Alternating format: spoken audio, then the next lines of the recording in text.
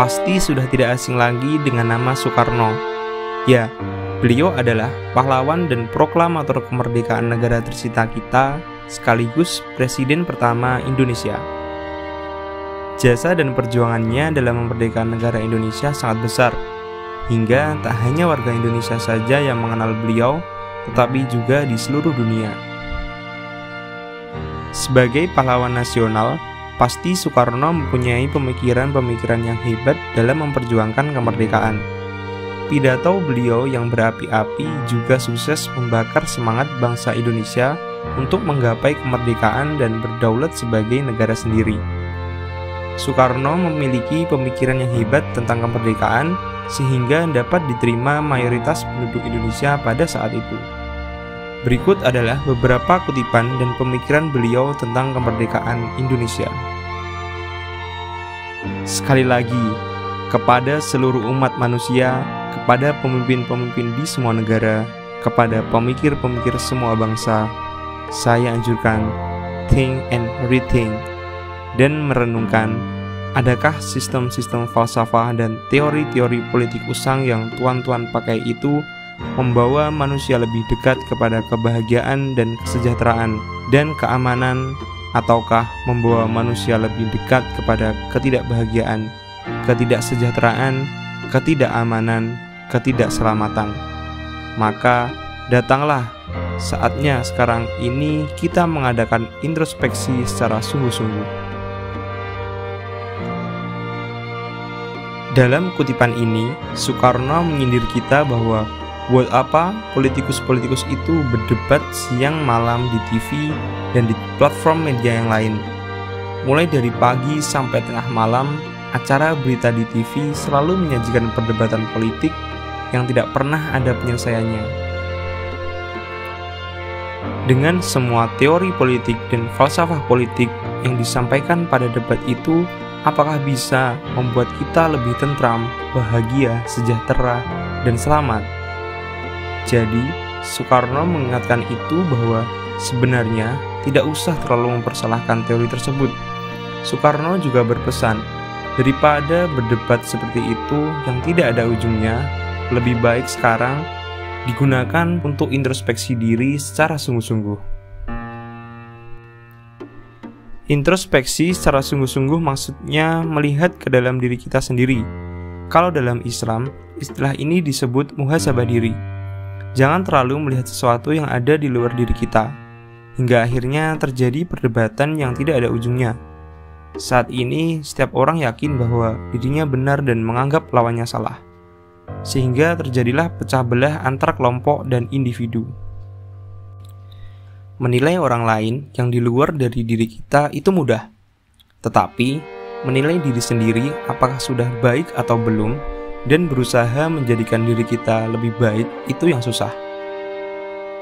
Bahkan saat ini, jika kita mengetahui bahwa ternyata kita salah, kita akan berusaha mencari kebenaran agar diri kita selalu terlihat lebih baik dari orang lain. Inilah yang membuat hati menjadi kaku, dan akhirnya terjadilah perdebatan yang tidak ada manfaatnya. Maka dari itu, pesan dari Soekarno adalah sekarang waktunya untuk introspeksi diri secara sungguh-sungguh. Saudara-saudara, apakah yang dinamakan merdeka? Di dalam tahun 33, saya telah menulis risalah yang bernama Mencapai Indonesia Merdeka.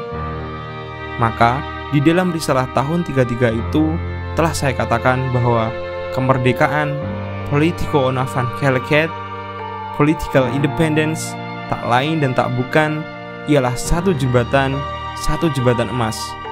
Saya katakan di dalam kitab itu bahwa di seberangnya jembatan itulah kita sempurnakan kita punya masyarakat.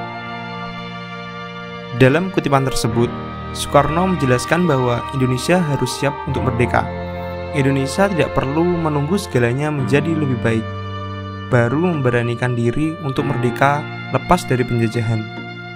Soekarno dalam menjelaskan pidatonya, ia mengutip perkataan Armstrong bahwa Ibnu Saud mendirikan Saudi Arabia bisa merdeka hanya satu malam. Sebanyak 80% rakyatnya pada waktu itu masih nomad, atau masih banyak yang belum mendapatkan pendidikan yang layak. Sehingga pada saat itu, mereka tidak tahu bahwa mobil harus menggunakan bensin. Bahkan, rakyatnya pernah memberikan gandum pada mobil Ibnu Saud. Setelah proklamasi kemerdekaan, barulah Ibnu Saud membangun rakyatnya, menyediakan pendidikan yang layak, infrastruktur yang memadai, dan sebagainya, hingga menjadi Saudi Arabia yang sekarang. Jadi, menurut Soekarno, kemerdekaan adalah sebuah jembatan emas untuk menjadikan bangsa itu menjadi lebih baik. Sebenarnya, merdeka itu hanyalah sebuah alat. Merdeka itu bukan sebuah tujuan tetapi alat yang paling dasar. Orang sekarang banyak yang teriak-teriak kebebasan, tetapi percayalah, itu bukan sebuah tujuan, melainkan sebuah alat. Alat yang digunakan untuk tujuan yang baik, seperti keilmuan, kelayakan hidup, keamanan, dan lain sebagainya.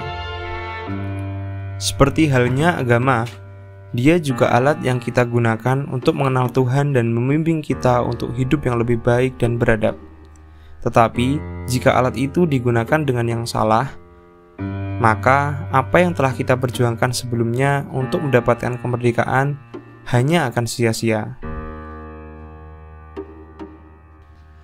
Dalam perjuangan habis-habisan mendatangkan Indonesia merdeka, kaum marhen harus dijaga agar jangan sampai nanti mereka yang kena getahnya, tetapi kaum borjuis atau ningrat yang memakan angkanya. Dalam potongan kutipan Soekarno, ia mewanti-wanti untuk saling tolong-menolong dan lindungilah kaum marhen atau orang-orang kecil. Jangan sampai mereka yang hanya kena getahnya, sementara kelompok borjuis yang makan angkanya. Ini adalah ciri-ciri pemikiran Soekarno sebagai orang yang sosialis. Dia berpesan untuk mengutamakan pembelaannya kepada orang-orang yang lemah atau kaum marhen. Yang harusnya kita jaga itu orang-orang kecil yang ilmunya terbatas dan modalnya terbatas, yang apa-apanya terbatas. Contoh kaum marhen itu adalah buruh tani. Mereka bekerja mati-matian, tapi tidak menikmati hasil panennya. Karena mereka hanya seorang buruh yang nantinya akan dibayar secukupnya. Dan kaum marhen ini jumlahnya paling besar jika dibandingkan dengan yang borjuis. Pasti jauh sekali. Dan terkadang, orang borjuis ini menjadi senanya sendiri. Karena mereka jumlahnya sedikit, jadi mereka selalu mencari cara agar dapat mendapatkan keuntungan sebanyak-banyaknya. Kata Soekarno, ini yang harusnya dikawal, jangan sampai yang marhen hanya dapat getahnya, sedangkan borjuis memakan nangkanya. Kita bangsa besar, kita bukan bangsa tempe. Kita tidak akan mengemis, kita tidak akan minta-minta, apalagi jika bantuan-bantuan itu diembel-embeli dengan syarat itu. Lebih baik makan gaplek tetapi merdeka daripada makan bistik tapi budak. Kutipan ini adalah sebuah pengingat kepada kita dari Soekarno bahwa kita ini sebenarnya bangsa besar. Kita secara sumber daya alam dan manusia sudah sangat mumpuni sebagai negara besar. Jangan pernah mengemis dan meminta-minta kepada bangsa lain. Apalagi jika bantuan itu diembel-embeli dengan banyak syarat yang membuat negara kita tidak bisa mandiri dan berdaulat lagi. Lebih baik makan gaplek tetapi merdeka daripada makan bistik tapi budak. Lebih baik mendapatkan sedikit apa adanya tapi dari negara sendiri daripada mendapatkan sesuatu yang lebih tetapi dari bangsa lain. Ini juga sebenarnya bisa kita ambil pelajaran untuk diri kita, bahwa lebih baik mendapat upah kecil dengan pekerjaan yang kita sukai, karena saat kita bekerja dengan hati yang senang, kita sudah pasti merdeka, daripada mendapat upah yang besar tapi hati selalu tidak tenang, sehingga jiwa dan batin kita terasa terpenjara. Itulah beberapa kutipan dan pesan makna dari Soekarno yang dapat kami bagikan untuk kalian. Jika kalian mempunyai pemikiran lain dalam menafsirkan atau mengambil makna dalam kutipan dan pesan Soekarno, silahkan komen di bawah, kita diskusi bersama. Karena kami juga mempunyai pemikiran yang terbatas dan masih perlu banyak belajar lagi dalam berpikir. Jadi, tolong ingatkan kami jika ada yang salah dalam penyampaiannya. Jika kalian suka dengan video ini, silahkan like dan subscribe channel ini. Sampai ketemu lagi di video selanjutnya. Terima kasih.